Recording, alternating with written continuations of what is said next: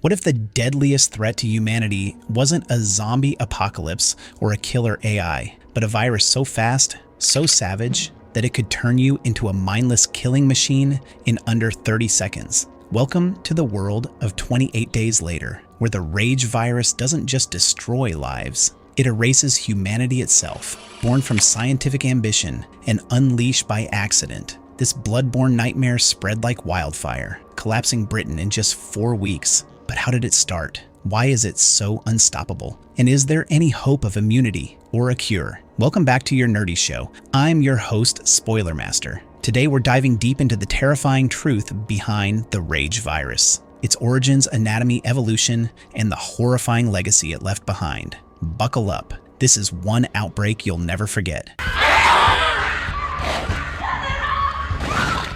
The origins of the rage virus. The rage virus was born inside the Cambridge Primate Research Centre, the result of twisted science and even more twisted intentions. Scientists at the facility were experimenting on chimpanzees in an effort to understand aggression. The chimps were injected with an inhibitor designed to suppress violent tendencies, but what they were really dosed with was the rage virus itself. When a group of well-meaning but clueless animal rights activists broke into the lab to free the chimps, they were warned by a desperate scientist that the animals were infected, but it was too late. One chimp was released, and in seconds, it attacked and bit one of the activists. She was infected instantly, and within moments, chaos erupted as she turned on the others. That was the beginning. The rage virus was out, and humanity didn't stand a chance.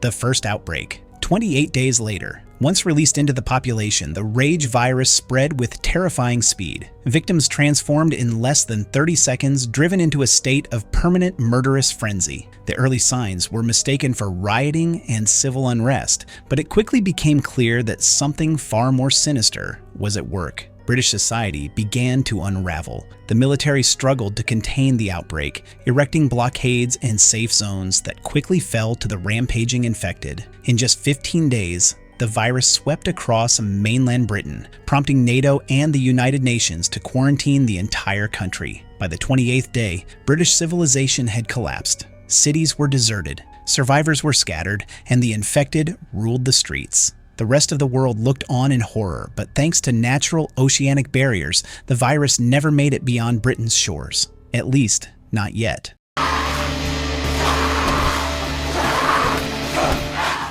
5 weeks later. A false hope. 5 weeks after the initial outbreak, reports claimed that the virus had died out due to mass starvation among the infected.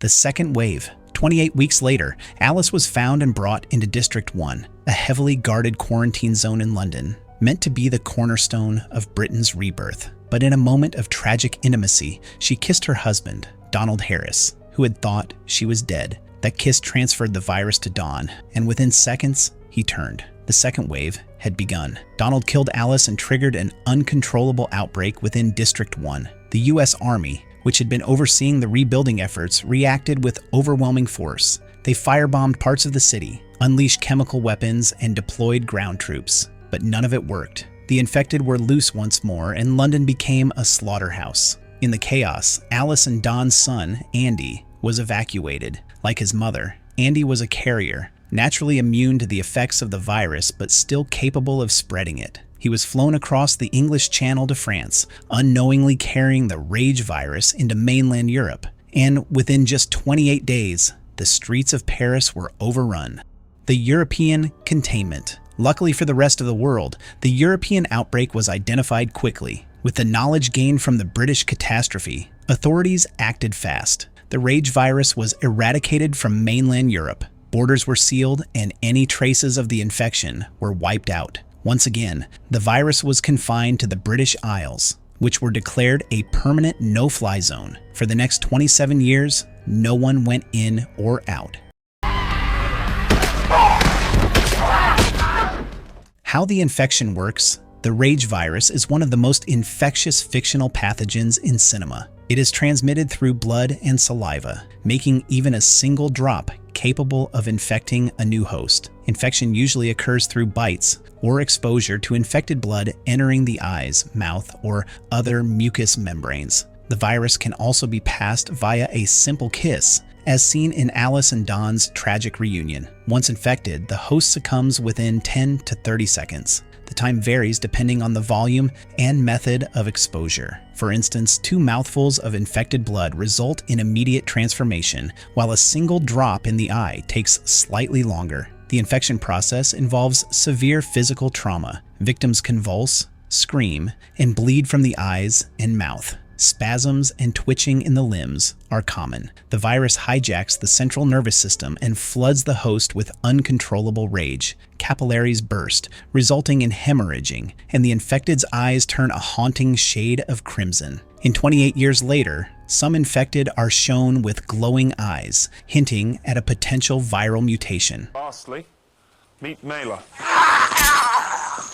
Physical changes in the infected. Once transformed, an infected individual becomes a killing machine. All higher brain functions vanish. Love, reason, and identity are erased. The infected become relentless predators, attacking anyone and anything not already infected. Their sole objective is to spread the virus through violence. The infected do not feel pain and show no concern for self-preservation. They do not sleep, eat, or communicate. The virus bestows heightened mobility, allowing hosts to sprint, leap, and chase prey for miles. This level of endurance means an outbreak in a densely populated area can escalate within minutes. Behavioral shifts occur based on how long the host has been infected. Early-stage infected tend to be more active during the day, while those infected for longer periods often become nocturnal. Despite this, all infected eventually succumb to starvation, as they are incapable of feeding or self-nourishment. To do it for a while. The last survivor we came across was over 2 months. Immunity and carriers. Alice and Andy Harris are the only known carriers of the rage virus. Unique among the infected are the carriers. Individuals like Alice and her son, Andy. They carry the virus in their systems without succumbing to its effects. Physically, they appear mostly normal, except for permanent redness in one eye. Despite showing no aggression or degradation, their bodily fluids remain highly contagious. This discovery shook the scientific and military communities. Major Scarlett Levy believed that studying carriers could be the key to developing a vaccine or even a cure. Sadly, Alice was killed in the firebombing of District 1 before research could begin. Andy's fate remains unknown after he was flown into mainland Europe. According to classified reports from Dr. Billingsworth, a Black Ops scientist in Scotland, knowledge of carriers existed even before Alice's discovery. This suggests that military factions may have been keeping the potential for immunity a secret for their own purposes. Alternate origin in the comics. Interestingly, the 28 Days Later comic series suggests a slightly different origin story. According to some accounts, the virus didn't begin in Cambridge at all, but in London itself. It also revealed that the virus had spread to the Shetland Islands via unknown means, prompting an extended and secretive military quarantine. The comics also expand on the idea that not all infected had died off. While most of southern England was eventually cleared, Scotland remained heavily infected for months. The virus hit Scotland later than the South, and more survivors were still trapped there. These lingering pockets of infection made Britain a no-man's land long after the rest of the world had moved on. The U.S. military's involvement. Throughout both the films and the comics, there are disturbing revelations about the U.S. military's interest in the rage virus. During the first outbreak, Major Sanders worked with a facility on the Isle of Wight, where the virus was tested on captured terrorists in a twisted effort to develop a cure, or possibly a weapon. Later, a Black Ops project in infected Scotland began experimenting on the virus to create a military performance enhancer. Their goal wasn't to stop the rage virus, but to harness it. This operation ended in disaster when Selena, one of the few surviving protagonists, uncovered the truth and destroyed the facility. But it showed just how far governments were willing to go, even in the face of extinction.